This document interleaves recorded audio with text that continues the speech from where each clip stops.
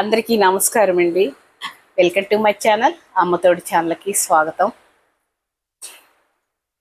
చాలా మంది ఆడపిల్లలండి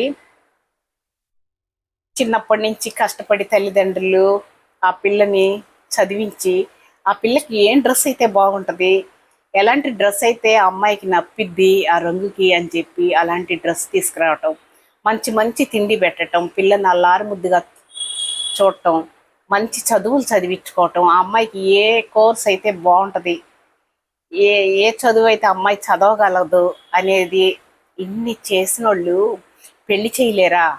చేస్తారు కదా.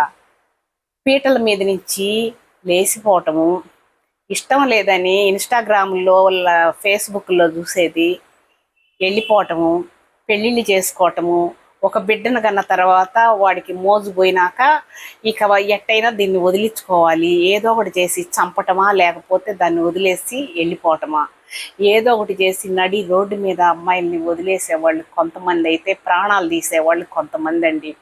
అలాగనే మాకు దగ్గరలోనే శ్రీకాళహస్తిలో వాడు పెళ్లి చేసుకొని కాపురం పెట్టి అక్కడి నుంచి పెళ్ళకూరని పక్కనేనండి, మాకు పక్కనే నాయుడుపేటకి.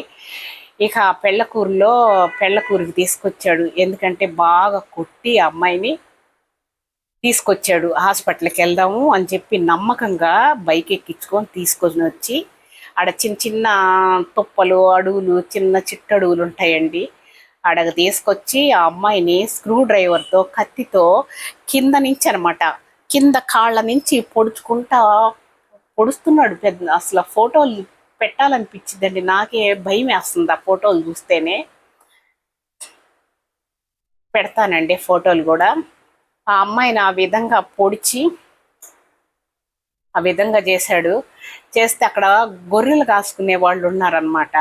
ఈ అమ్మాయి అరుపులకి ఎవరో ఒక అమ్మాయిని ఇట్లా చేసేస్తున్నాడు, పెద్ద పెద్దగా అరుస్తున్నారు అని చెప్పేసి ఆ గొర్రెల కాపురులందరూ కూడా వచ్చేసరికి పొడుస్తా ఉన్నాడంట స్క్రూ డ్రైవర్ పెట్టేసి.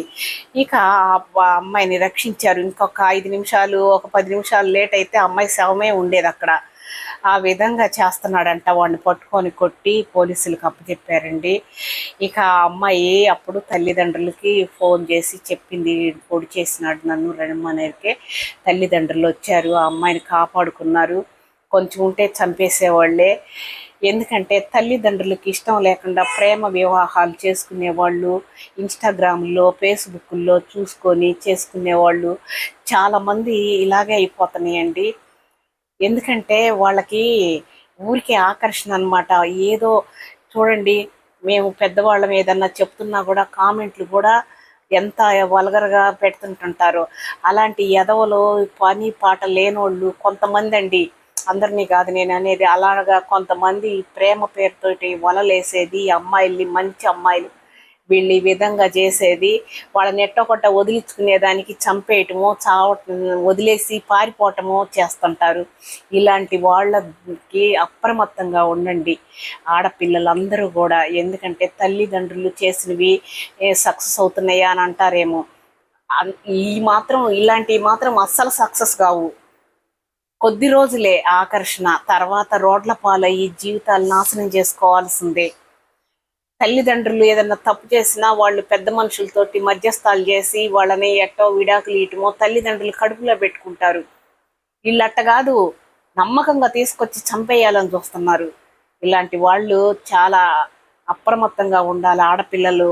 ఇలాంటి వాళ్ళ వల్ల చాలా జాగ్రత్తగా ఉండాలని నేను అనుకుంటున్నానండి. మీరందరూ కూడా నా వీడియో నచ్చితే లైక్ చేయండి, సబ్స్క్రైబ్ చేయండి.